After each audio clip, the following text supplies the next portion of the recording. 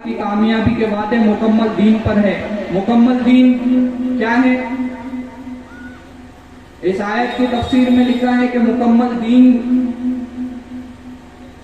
पूरे इस्लाम में दाखिल हो जाओ तो पूरे इस्लाम से दाखिल होने में दो चीजें हैं।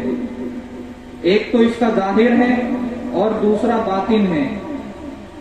बातिन ये है कि इसका ईमान और इसके ईमानी अकाइद और इसके अमाल की पाबंदी और इसका अल्लाह का डर और इसका तकवा ये सही हो जाए। और ईमान जाहिरी से इस्लाम के जाहिर का इस्लाम क्या है?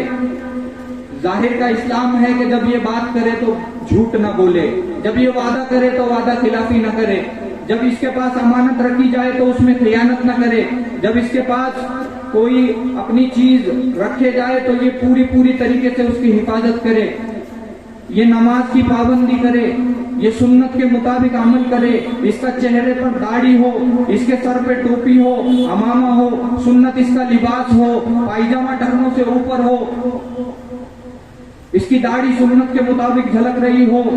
बातिन को दो चीजों पर बातिन को आपके अमल से कोई ताल्लुक नहीं है। आप कितनी भी लंबी नमाजें पढ़ेंगे, बातिन को इससे कोई प्रॉब्लम नहीं है। बातिन को प्रॉब्लम है दावत से और बातिन को प्रॉब्लम है अदाए सुन्नत से। ये दो चीजें हैं। आपकी लंबी इबादतों से, आपके लंबे रोजे रखने से और आपके रमजान और हज के लिए जाने से इसको कोई प्रॉब्लम नहीं है। इसको प्रॉब्लम सिर्फ दो चीजों से है। एक अदाए सुन्नत से और एक दावत से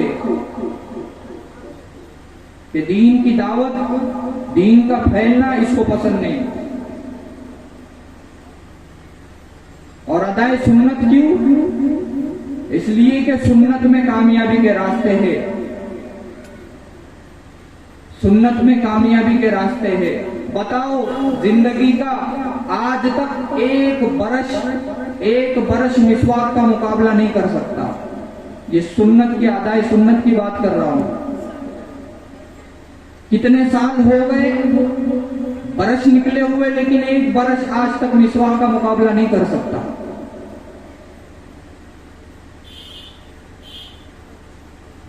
हजारों सालों के बाद भी, कई सौ साल के बाद भी आज में मिसवाक की सुन्नत में वही फजीलत है, वही 70 फायदे है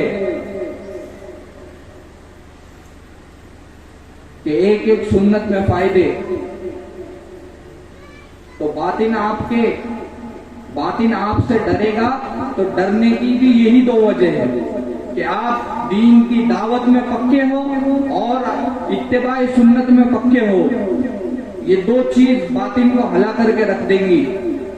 सहाबा इकराम के जमाने में यही दो चीजें हला करके रखने वाली थी।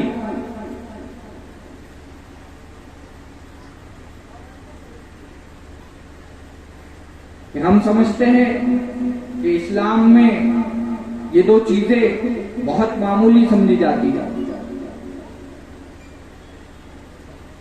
लेकिन ये दो चीजें ये बुनियाद है आपके और बातिल के बीच में। बातिल आपकी दावत से थर्रा जाएगा और बातिल जब आपको अदाए सुन्नत पर पूरा देखेगा तो इसके दिल में रौब पैदा हो जाएगा। जैसे हजरत खालिद इब्न वलीद, जब इनका नाम सुनते थे लश्कर में कि ये मैदान में आ गए हैं तो हार तस्लीम कर लेते थे, हार तस्लीम कर लेते थे। और इतने ज्यादा मुत्तबा सुन्नत थे कि एक मर्तबा जंग में इनकी टोपी गिर गई। वो टोपी के लिए इन्होंने पूरी जंग रुकवा दी थी। कहा टोपी ढूंढो, उसके बाद जंग लड़ेंगे दोबारा। टोपी में हुजूर का बाल था। कहा ये हुजूर ने बाल दी।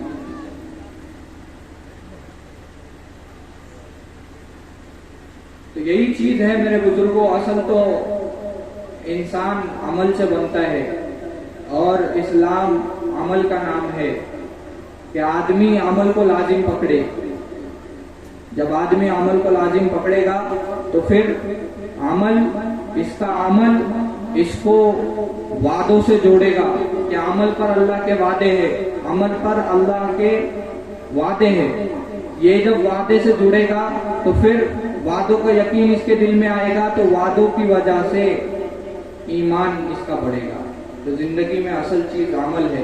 इसलिए अपने आप को मस्जिदों का, ऐसी मजलिसों का, अपने बच्चों को मकातिब का और अपनी मस्तूरात को दीनी मजालिसों का, जो भी इनकी मजालिसें होती है उसका, और अपने आप को मस्जिद का और अदाए सुन्नत का पाबंद बनाएंगे इंशाअल्लाह। अल्लाह तबारक व तआला कहने सुनने से अमल करने का। तो ये चीज मैं कह रहा था कि वो बाल था उसमें, इन्होंने पूरी जंग रुकवा दी सिर्फ उस बाल के लिए।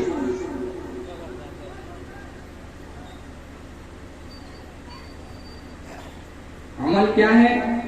ये अमल आदमी को नुमाया बनाने वाला है। सहाबा की कुर्बानियां इस दीन के खातिर और सहाबा पर अल्लाह की गैबी मदद है, ये तमाम की तमाम सहाबा की अमल की वजह से थी। लेकिन आज हमारे ईमान का ताल्लुक काफिर से है और हमारे अमल का मुकाबला फासिक से है। ये दोनों चीजें। आज हम अपने ईमान का मुकाबला काफिर से करते हैं और अपने अमल का मुकाबला फासिक से करते हैं। जो अमल नहीं करता उससे अपने अमल का मुकाबला है कि वो तो नमाज नहीं पढ़ता, मैं तो नमाज पढ़ता हूँ। वो तो रोजा नहीं रखता, मैं तो रोजा रखता हूँ। वो तो अल्लाह के रास्ते में नहीं निकलता, मैं तो अल्लाह के रास्ते में निकलता हूँ। इसलिए अमल में कमजोरी। और सहाबा का ईमान का ताल्लुक, सहाबा का अमल का ताल्लुक अमल से था कि एक सहाबी को हुजूर सल्लल्लाहु अलैहि वसल्लम ने फरमाया कि ये सहाबी जन्नती है। फौरन दूसरे साहब उनके पास मेहमान बनकर के पहुंचे। कहा कि देखे तो सही, इनको जन्नती किस वजह से कहा? ये जन्नती कैसे बन गए? 2 दिन तक क़याम किया, कोई अमल नजर नहीं आया। चले जाने की तैयारी करने लगे। कहा भाई क्यों जा रहे?